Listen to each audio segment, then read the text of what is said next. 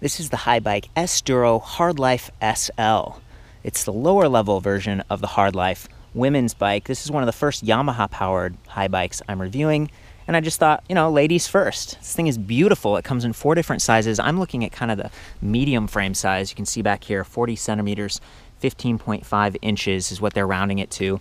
That sort of denotes the seat post height. It's a little bit too small for me, so keep that in mind when I'm doing the ride tests and everything, but it still performs incredibly, actually. So Yamaha is brand new to the electric bike space in the United States for this new generation of motors. They've tinkered with stuff in the past, and maybe they've got some more products in Europe, but this is really the first time I've seen it and tried it. And I've been riding extensively. I'm on the Fullerton Loop in Fullerton, California, kind of Southern California. Beautiful day.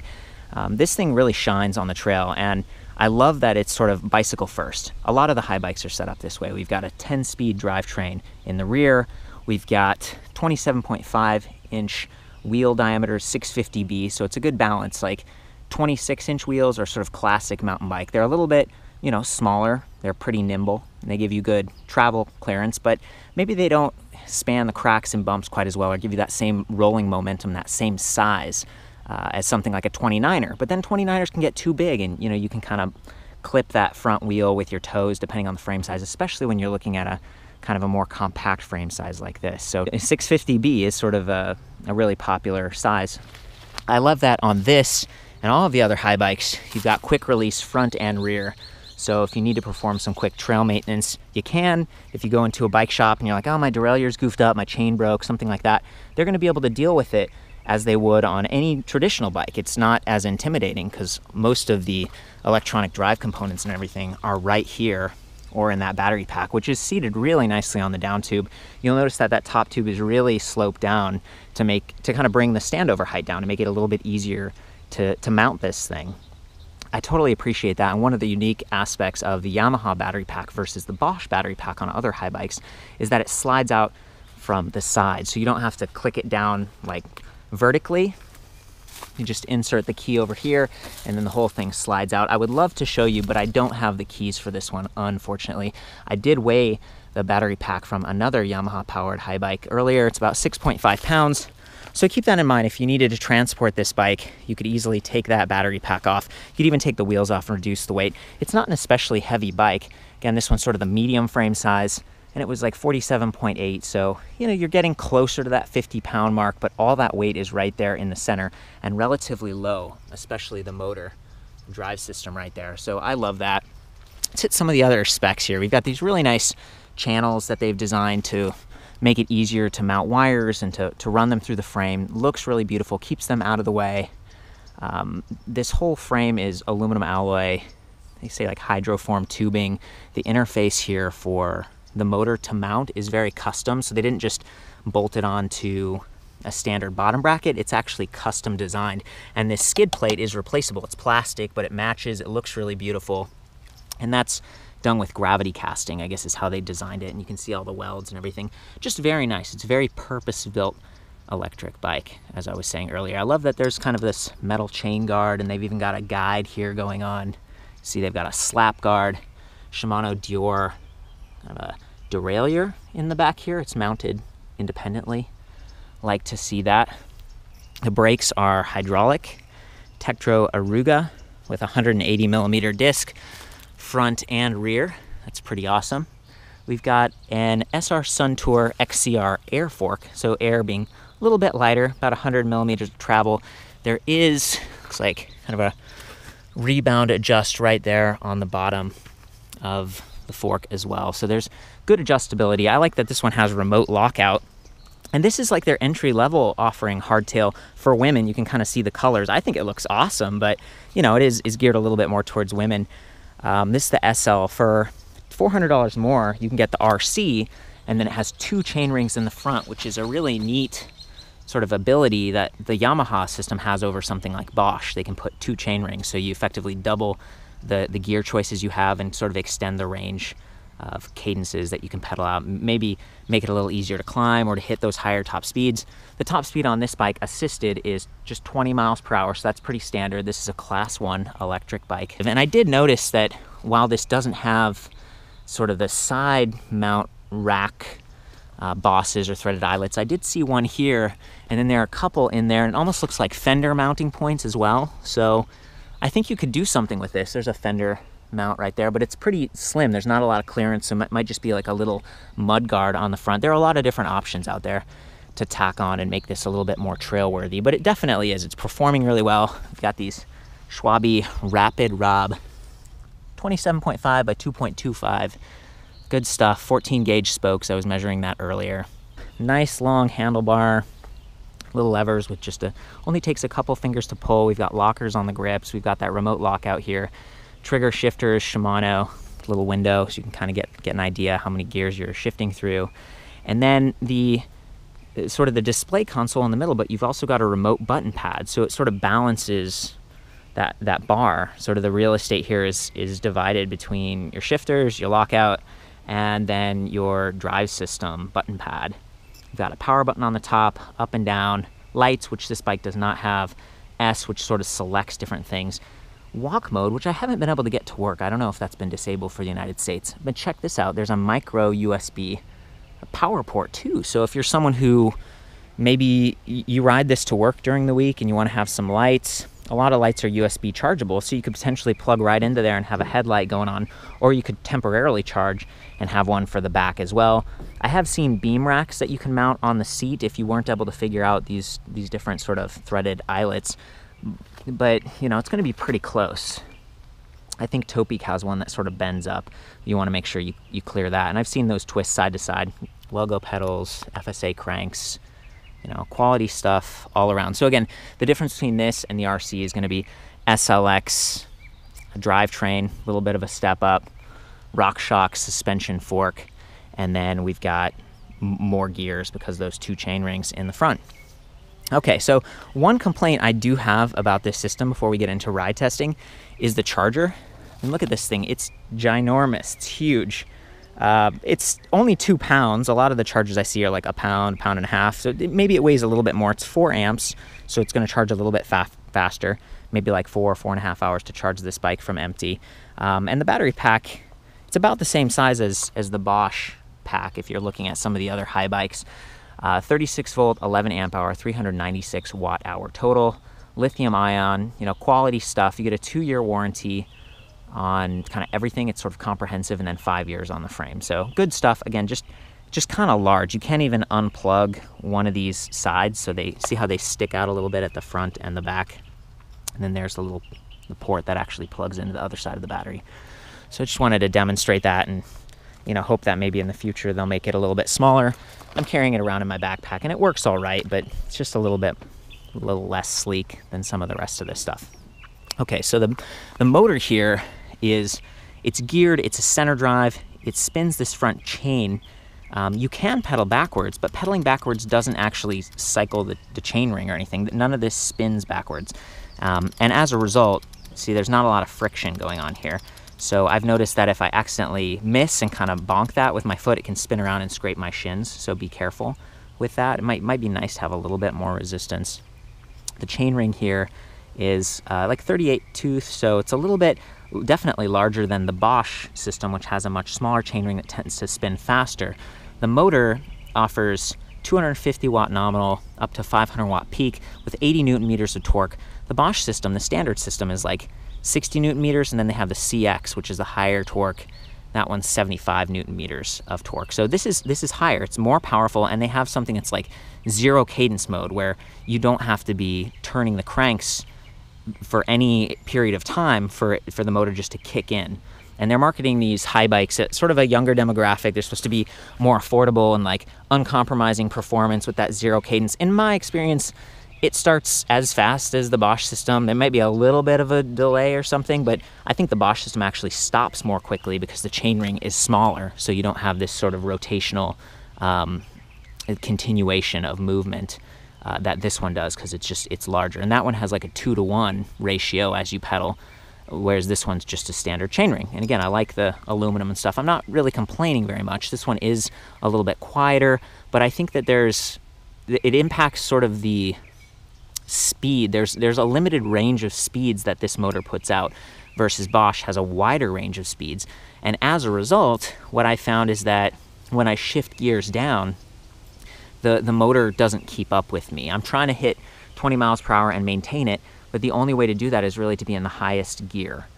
And as soon as I switch down gears, even if I'm pedaling hard, even if I'm applying the same torque and everything, the motor just isn't going to keep up if I'm in lower gear. So keep that in mind. This is very similar to the Bosch system in that it senses wheel speed. See the sensor right there. Cadence, so are you pedaling? And then torque. But really, it's mostly torque. You do have to push. That's part of what gets you a much better range with this thing. You know, I'd estimate like 30 to 60 miles per charge, depending on what level of pedal assist you're going to be in. So we get up here to our display panel. I do really like this thing. Just like the Bosch system, it is removable. Kind of push down on that little plastic tab and slide it off. So you could take it with you along with the battery if you were worried about the sun or rain or something like that and you had to keep the frame outside, or you're parking at a rack and you don't want people to tamper with it. There's even there's kind of a hole right there where you could put it on a leash and, you know, kind of clip it to a bag or something like that. I like that. So it slides on and off fairly easily. Clicks on. And then we already talked a little bit about the button pad, but we just press that power button on top. You can see it coming to life right there. We've got our speed, 10 bars on a battery level. We've got odometer, and if we press the S button over there, you can see there's the odometer, distance, battery percentage as well as those bars, so that's kind of nice. And then rotations per minute and average speed and max speed, and there's tons of information here, clock and trip time, and then this power meter that goes up and down depending on how much power the motor's actually putting out. So you can kind of get an idea as you're riding, like, oh, you know, how hard is the motor working, and therefore, you know, how quickly am I using that battery capacity. So I like that. And then there are really 4 levels of assist to choose from. So if we click up here, we go from no assist, where it's just like a mountain bike, to Eco Plus, to Eco, to Standard, to High.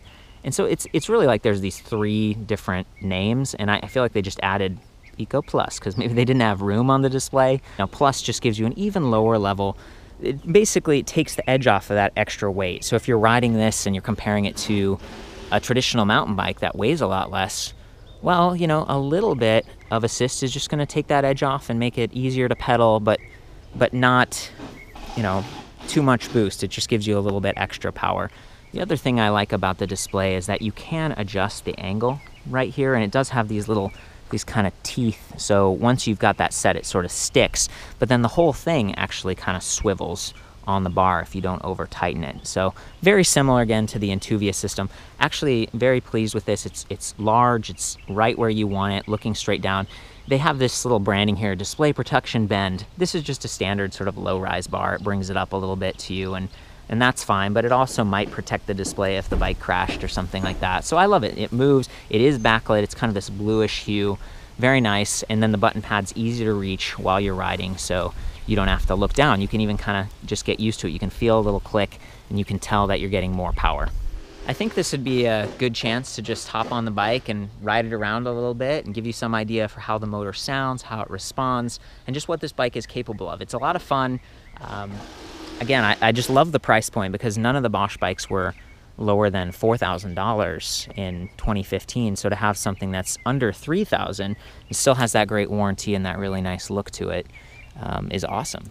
Okay, so this section I'm gonna hit goes from just sort of trail riding, pretty hard packed, there's no real obstacles, to a pretty steep hill. So I'm gonna have to kind of focus on that, but it should give you some idea of what the motor is capable of. I'm just gonna go straight high so you can hear it and see it respond.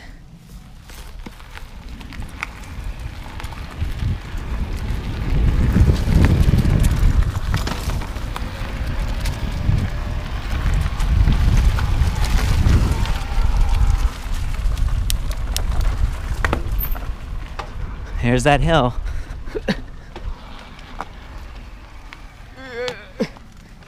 I didn't shift to a low enough gear. So I'm approaching that hill. I'm gonna shift down quickly. One of the things the Yamaha system doesn't offer that Bosch does is shift sensing. So to kind of take care of your drivetrain a little bit better, sort of ease off a little bit as you shift so you don't get that kunk, kunk, kunk, that kind of banging. Because the motor is pretty powerful, especially if you're assisting it. There is a little bit of that delay. It's responsive, but over time that can wear on it. My uncle has a high bike and he's been riding it for a year. He's had to replace the chain like 6 times, and he's even had to replace his derailleur a couple times, just, you know, because he's taking it out there on trails, he's riding it constantly, and that's with the Bosch system with shift sensing. So just keep that in mind on your Yamaha bike, especially for trail riding when you're climbing. Shift in advance, ease off a little bit so that you don't mash those gears.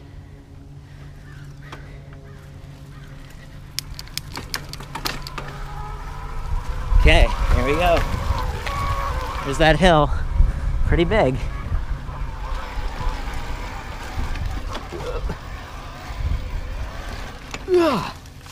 Pretty much made it. Not bad. I think the most difficult part was balance for me, trying to hold the camera. You could hear the motor. It was definitely louder than before because I was in a lower gear, and so it was spinning a little bit faster. But there is a range limit on this, so I'm gonna pedal kind of as hard and as fast as I can while the motor is still active, and to try to give you some idea of what speed we can hit given we're in a lower gear.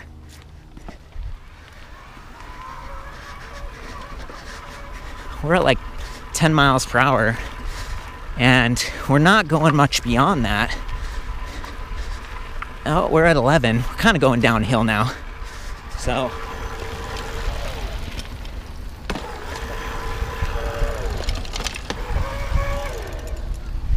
you can hear the motor, you can see it sort of winding down, and that's what I was talking about before. It's not instantaneous. Also, that seems like the highest, that's the high end of like the speed that the motor can go at.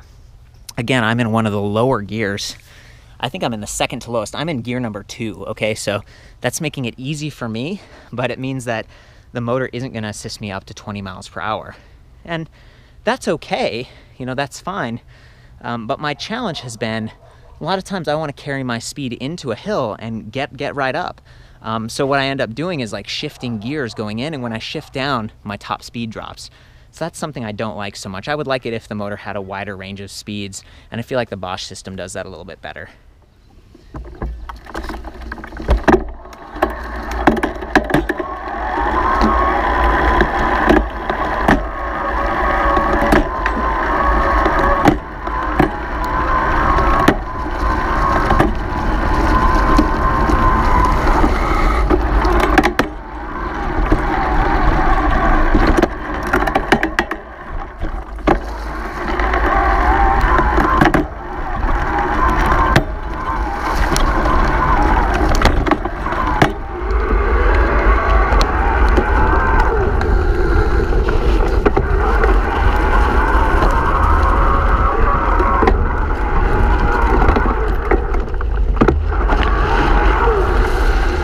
Working pretty well. Definitely having fun, you know, pedaling hard, getting a workout, but loving that assist up the bigger hills. One of the other points I wanted to make is that the Yamaha system is not available in speed pedelec format, going up to 28 miles per hour, only 20 miles per hour. So keep that in mind if you're someone who wants to zip faster, who lives near trails that allow that kind of thing.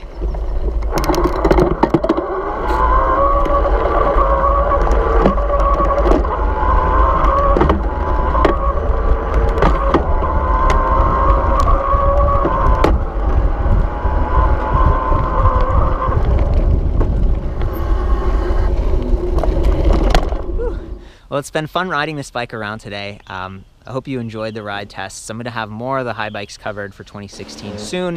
The Yamaha system performs really well. I love that it brings the price tag down. Hope to see more people out on the trail with this kind of bike. Again, this is class 1, so it's kind of allowed on the most amount of trails out there. Pedal assist only, no throttle or anything, but it definitely gives you tons of power and just, you know, takes the load off your knees, or maybe helps you climb those hills that you were struggling with. So for the full write-up on this, a few more specs and pictures and comments, I'll see you back at electricbikereview.com.